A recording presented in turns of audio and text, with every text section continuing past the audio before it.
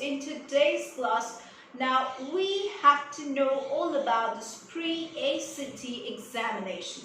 Now you all have probably heard of the ACT, then you might have heard about the SAT, you might have heard about the PSAT exam. But how much do you know about the pre-ACT exam? Do you know anything about it? Most of you won't. So in today's class, all you need to know about the pre-ACT would be covered in this video. So stay tuned and let's get started. Obviously, it will benefit you to the core.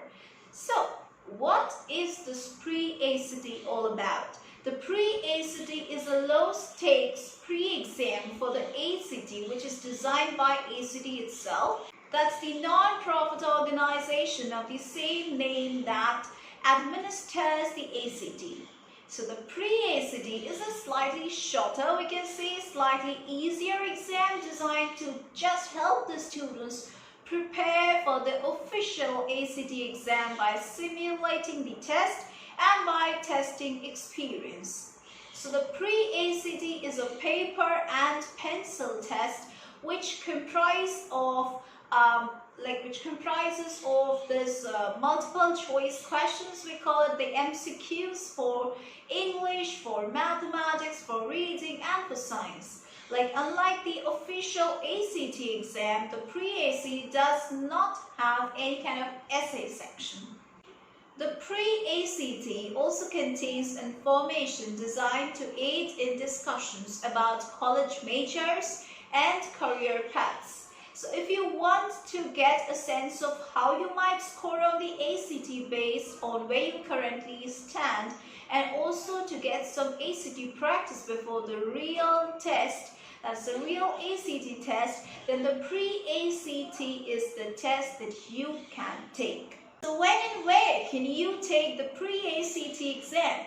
The pre-ACT is targeted to grade 10 students and can be taken on any date between the 1st of September till the 1st of June every year. Currently, interested candidates have to just sign up for the pre-ACT through a school that offers. And if your school doesn't offer the pre-ACT, you may be able to take it to a nearby school that does. So check with your guidance counselor to learn more about this option. What content is covered on the pre-ACT? Now, the pre-ACT covers the same sections as does the ACT. So in the English portion, you have grammar and its usage, then you have punctuation, you have sentence structure, then you have strategy, you have organization, you have topic development, then different styles, then knowledge of the language. All these will be tested. Now, talking about question types that are included, there would be 4 choice in the multiple choice question. There would be mechanics and rhetorical skills based questions. There would be sections including 4 prose passages with questions specific to each passage. So that was all about the English section. Now you have this mathematics section. Now in mathematics, what can you expect? Well, now, what's the subject matter that is included? Now there's pre-algebra, there's algebra, there's geometry, there's coordinate geometry.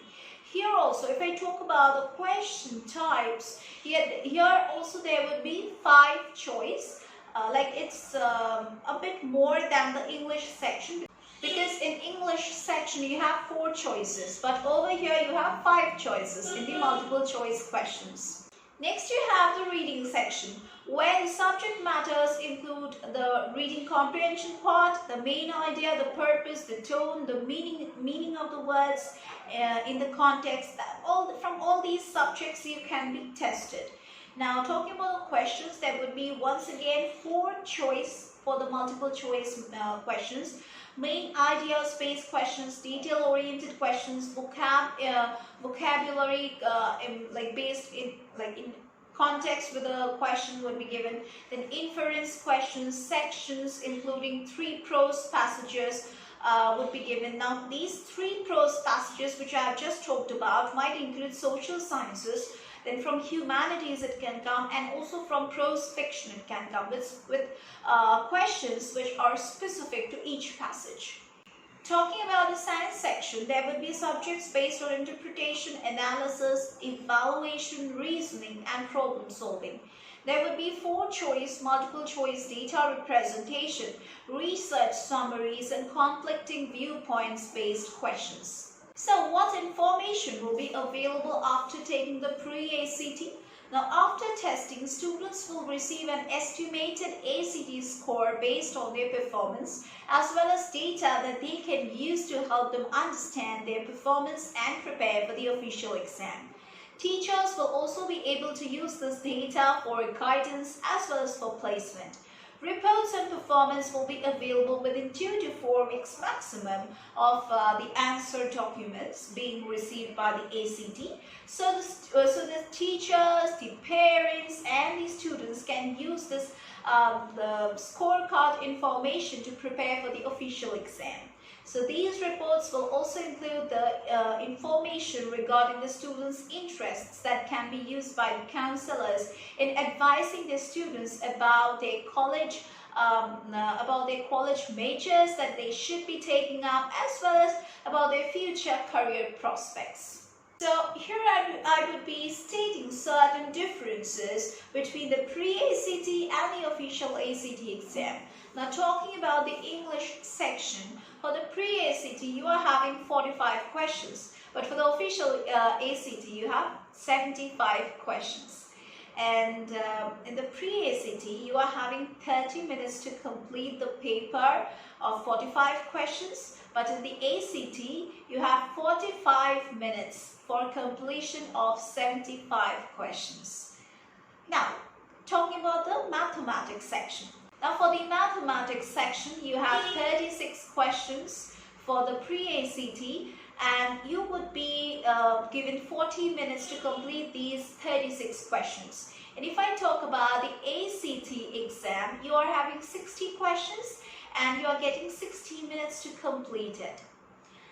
That was all about the mathematics section. Now, talking about the reading section, you are having 25 questions that you need to finish off within 30 minutes. And for the ACT section, you have 40 questions that you need to complete within 35 minutes. Now, talking about the science section, you have for the pre-ACT you have 30 questions which you need to complete within 30 minutes. And for the ACT you are having 40 questions which you need to complete within 35 minutes. Now, talking about the writing portion, that's the essay portion. There is no writing section in the pre-ACT and there is optional writing section in the ACT exam. So total time now comes to around 2.5 hours for the pre-ACT exam, including the breaks. Plus there's 1 hour of pre-test activities also. And for the ACT section, there's without the essay, it's coming to 3.5 hours with breaks, and with essay, it's just over 4 hours, that also with breaks. Okay, so the scoring scale is almost the same for both the pre-ACT as well as the ACT. That is, it's between 1 to 36. Can the ACT scores be used for college admissions? Yes.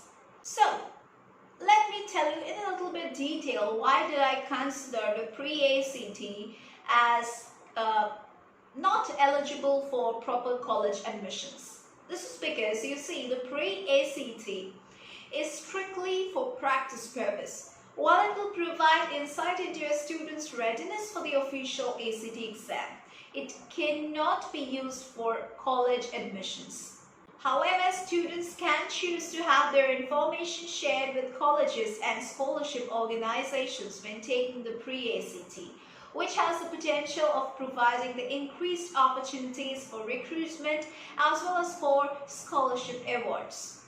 So taking the pre-ACT is a wonderful opportunity to dip your feet into the world of standardized testing. And when you are just ready to graduate to the ACT, you can join our classes at that time at www.sourcesclasses.com. You can get the benefits of live lectures, recorded lectures, solutions to previous year's question papers, unsolved paper solutions, study materials, then crash course facilities, scholarship facilities, mock test facilities, worksheets after every session. So that's it for today's class. If you are really working hard, you will definitely get it, and if you really need guidance, then also you can join our classes. So that's it for today's class. We are going to meet once again in our next classes.